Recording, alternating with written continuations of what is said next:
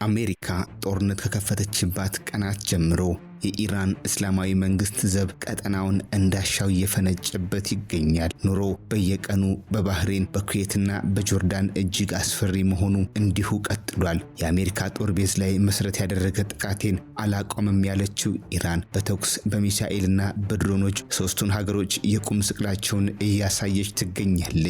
በተለይም በኩዌትና በጆርዳን የአሜሪካውያን ወታደሮች ሞት ከተሰማ ቀናት ተቆጥረዋል። የኢራን ጦር በዛሬው ዕለትም ያልታሰበውን የሚሳኤል ተኩስ በጆርዳንና በኩዌት ላይ ሰንዝሯል። ሮይተርስ እንደዘገበው የኢራን ጦር በመካከለኛው ምስራቅ የሚገኘውን የአሜሪካ የስለላ መስሪያ ቤት CIA መሰረተ ልማቶችን መደብደቡም ተሰምቷል። አሜሪካ ታዲያ ይህ በኢራን በኩል የተደረገው የአሜሪካ የደህንነት መስሪያ ቤት CIA ተቋም ላይ ያነጣጠረ ጥቃት ካለ ሩሲያ እርዳታ ሊሳካ ከቶ የሚችል ባለመሆኑ ተጨማሪ ምርመራ በጉዳዩ ላይ እንዲደረግ ትዕዛዝ አስተላልፋለች። ከኢራን የተሰነዘሩት 4 ያክል ሚሳኤሎች በኩዌትና በጆርዳን ሰማይ ስር እሳት የለቀቁ ሲሆን የተወሰኑትን የጆርዳን መከላከያ ከአሜሪካ ጋር በመተባበር ማምከኑም ነው የተሰማው። እነዚሁ ሀገሮች ኢራን የአውሮፓና የአሜሪካ ተላላኪ የግመል ጠባቂዎች ናቸው ስትል በንቀት የምትጠራቸው ናቸው። የኢራን የውጭ ጉዳይ ሚኒስትር በዙሪያ ያሉ የአረብ ሀገራት በተለይም ኩዌት ውለታ ቢስ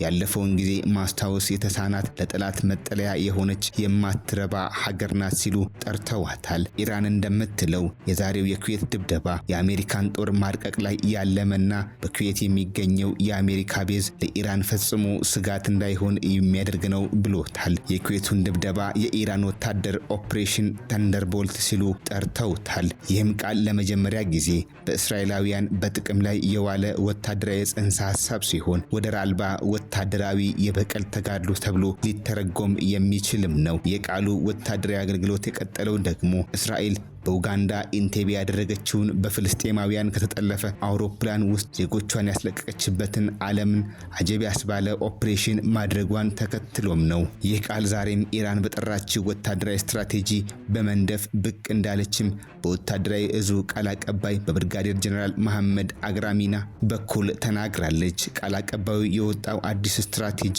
አሜሪካ በመሰረተ ልማቶች ላይ ጥቃት የምታደርስ እንደሆነ ጦርነቱን እጅግ ባጠረ ጊዜ ማጠናቀቅ የሚያስችል ነው ሲሉ ገልጸውታል። ጀነራሉ የአሜሪካ ጦር በተለይም የእግረኛ ጦሩን የሚያስገባ ከሆነ የመጨረሻው ያኔ ይሆናል ሲል ዛቻ አስተላልፏል። ጀነራል መሐመድ እንዳላህ ፈቃድ ለሀገራቸው ለህዝባቸውና ለክብራቸው የተሰዉ ኢራናውያንን የሚክሱት የፈሰሰውን ደም በአሜሪካ ላይ በመመለስ ነው ብለዋል። የኢራን አብዮታዊ ዘብ በመላው ቴህራን ወፍ አያዞርም የተባለለትን የአየር መከላከያ ሲስተም እንደተከለም በዛሬው ዕለት አሳውቋል። አብዮታዊ ዘቡ ይህንን ያደረገው የአሜሪካ ጦር ወደ ዋና ከተማው አቅራቢያ መታየቱ ከተሰማ በኋላ ነው። የአብዮታዊ ዘቡ የእግረኛ ጦር አዛዥ የሆኑት መሐመድ ካራሚ በዚህ አደገኛ ነው በተባለው ሁኔታ የሆርሙዝን ሰርጥ መጎብኘታቸው ነው የተሰማው።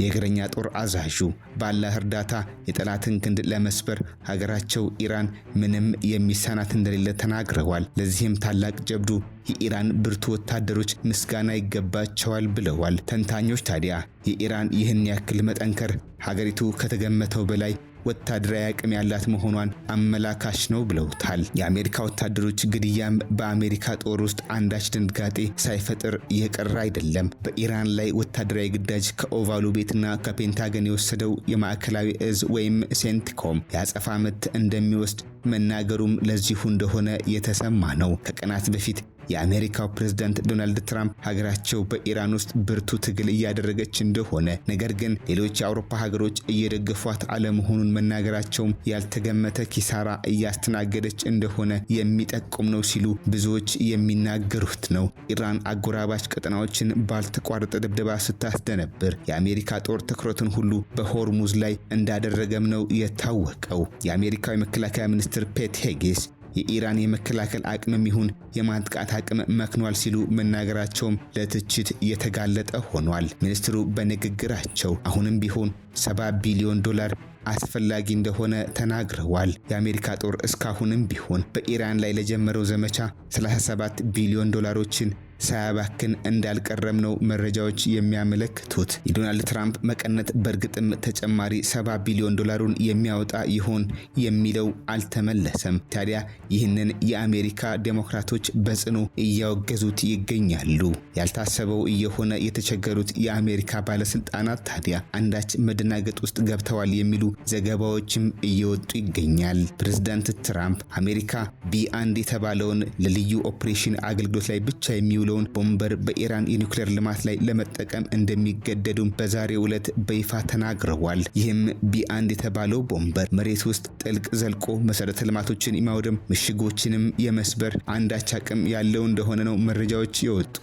የአሜሪካ ውጭ ጉዳይ ሚኒስትር ማርኮ ሩቢዮ ኢራን በመካከለኛው ምስራቅ የሚገኙትን የአሜሪካ ጦር መንደሮች ላይ ያነጣጠረ ጥቃት ካላቆመች ፕሬዝዳንት ዶናልድ ትራምፕ አሁንም ኢራን ከፍላ የማትጨርሰው ዕዳ ውስጥ እንደሚያስገቧት ዝተዋል። ማርኮ ሩቢዮ በመሆኑም ኢራን ጥቃቷን ታቁም፣ ይህ ካልሆነ ኢራን ትሸከመው ዘንድ የማትችለው ትከፍለው ዘንድ ካዝናዋ የማይፈቅድላት ውድና ከባድ ዋጋ ትከፍላለች ብለዋል። ይህ ንግግራቸው ታዲያ እንደተለመደው መሪዎችን መግደል ይሁን ሌላ ማድረግ ግልጽ ያደረጉት ነገር የለም። የኢራን መሪዎች ወደ ቀልባቸው እስኪመለሱ ድረስም አሜሪካ የተያያዘችውን ዘመቻ እንደማታቆም ሚኒስትሩ አስረድተዋል። ሰውየው ኢራናውያን ባለስልጣናት ስምምነት እንዲደረግ በአንድ ወገን ይጠይቃሉ፣ በሌላ ወገን ቃላቸውን ይሽራሉ ሲሉም ዘብተውባቸዋል። ማርኮ ሩቢዮ የኢራኑ የውጭ ጉዳይ ሚኒስትር አይናችንን ያጠፋውን አይኑን እናጠፋለን ሲሉ እንደተናገሩ በማስታወስ ዶናልድ ትራምፕ ግን አይን ላጠፋ ጭንቅላቱን በመቀንጠስ